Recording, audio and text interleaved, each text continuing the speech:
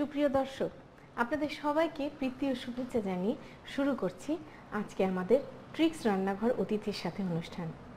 আপনারা সবাই ভালো আছেন আশা করি। আমি আজকে আপনাদেরকে একটা মুরগির আচারি রেজালা শেখাবো। রেজালাটা একটু বাবুর্চি স্টাইলের, তবে আচার দিলে আনইউজুয়াল হয়ে ওঠে। মুরগির আচারি রেজালা তৈরি করতে আমাদের লাগবে মুরগি 2টি, সরিষার তেল 1 কাপের 3 ভাগের 1 ভাগ, তেজপাতা 2টি, দারচিনি 2-3 টুকরো, এলাচ 3-4টি, দই দিয়ে ব্লেন্ড করা বেরেস্তা আধা কাপ, পোস্তদানা বাটা 1 টেবিল চামচ, রসুন বাটা আধা টেবিল চামচ, আদা বাটা 1 টেবিল চামচ, হলুদ গুঁড়ো 1 টেবিল চামচ, মরিচ গুঁড়ো আধা টেবিল চামচ, জয়ফল জয়ত্রীর গুঁড়ো 1 চা চামচের 4 ভাগের 1 ভাগ, পেস্তা বাদাম বাটা 1 টেবিল চামচ, আমের আচার 3 টেবিল চামচ, দুধ আধা কাপ, কাঁচামরিচ 20-25টি, কেওড়ার জল আধা চা চামচ এবং লবণ স্বাদ মতো। আমি এখানে দুটো মুরগি নিয়েছি। মুরগিগুলোকে একটু বিশেষভাবে টুকরা করতে হবে। আমরা সাধারণত রানের মাংসটাকে টুকরা করব ঠিক এইভাবে। ধরুন আপনার এরকম যদি রান থাকে তাহলে রানের থেকে একটু বেশি রেখে কাটবো, আর তরগানের থেকে একটু কম রেখে কাটবো। আর বুকের মাংসটা এইভাবে করে আমরা বুকের দুই সাইড থেকে বের করে মাঝখানের এই ট্রায়াঙ্গেলটা একটু বড় করে কাটবো। এখন আমি এতে দেব 1/3 কাপ সর্ষের তেল। আচারি রেজালা বলে কথা। আমি প্রথমে বেরেস্তাটাকে টক দই দিয়ে ব্লেন্ড করে নিয়েছি। এইবারে আমি এতে দেব গরম মশলা, এলাচ, দারচিনি, তেজপাতা। এখানে কাঁচা পেঁয়াজ বা বাটা পেঁয়াজের কোনো ব্যাপার নেই। এখন আমরা এতে গরম মশলার ভিতরে আস্তে আস্তে সব মশলা দিতে শুরু করি। প্রথমে দেব দই দিয়ে ব্লেন্ড করা বেরেস্তা, পোস্তদানা বাটা 1 টেবিল স্পুন, তারপরে দেব 1/2 টেবিল স্পুন রসুন বাটা, 1 টেবিল স্পুন আদা বাটা। এই রেজালায় কিন্তু হলুদটা একটু বেশি যাবে। 1 টেবিল স্পুন হলুদ গুঁড়ো আর 1/2 টেবিল স্পুন অফ মরিচ গুঁড়ো, 1/4 টিস্পুন জায়ফল জয়ত্রীর গুঁড়া দেব। একটু পানি দিয়ে মশলাটাকে সুন্দর করে কষিয়ে নিই। দেখুন কি দারুণ একটা রং এসেছে। এবার আমি এতে দেব লবণ। আপাতত 1 চামচ লবণ দিয়ে দিলাম।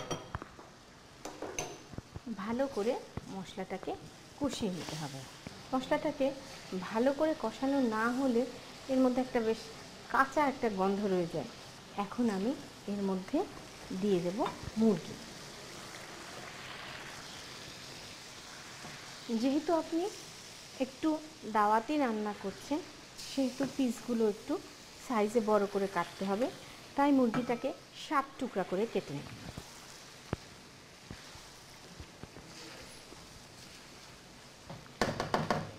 আমরা এখন এই মুরগিটাকে আঁচটা একটু কমিয়ে মিনিট 5 কষাতে দেব। হয়ে গেল আমাদের 5 মিনিট। বাহ, দারুণ একটা খুশবু আসছে। এখন আমি এতে দিব 1 কাপ আন্দাজ পানি।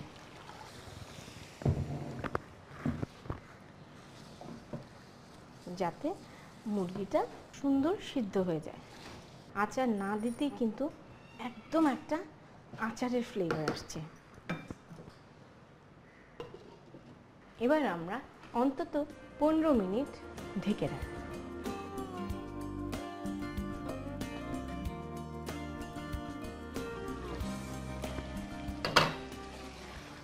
দেখুন আমাদের মাংস সেদ্ধ হয়ে গেছে। এখন আমরা এটার ফিনিশিং দিই। ফিনিশিংয়ে আমরা দেব বাদাম বাটা, বাদাম পেস্তা একসাথে পিষে রেখেছি। সেই সাথে দেব টক আচার, আমের টক আচার প্রায় 3 টেবিল স্পুনের মতো, এবং সেই সাথে দেব দুধ আর বেশ কিছু কাঁচামরিচ। কারণ রেজালার মেইন ফ্লেভারটাই কিন্তু কাঁচা মরিচে ভালো করে মিশিয়ে কাঁচা আমের টক আচার, সেই সাথে দেব একটুখানি কেওড়া পান। অনেক সময় আমরা সাদা পোলাওয়ের সাথে কি করব ভেবে পাই না, কিন্তু এই বিশেষ ধরনের রেজালাটা করে দেখবেন সত্যি আনইউজুয়াল। আমরা এখন একেবারে জাল কমিয়ে অন্তত 15 মিনিট এটাকে দমে রাখব। আমরা ফিরে আসছি 15 মিনিট পর।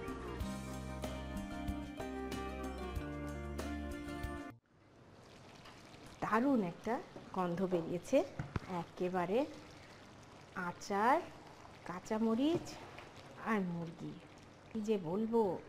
এখন পরিবেশনের পালা।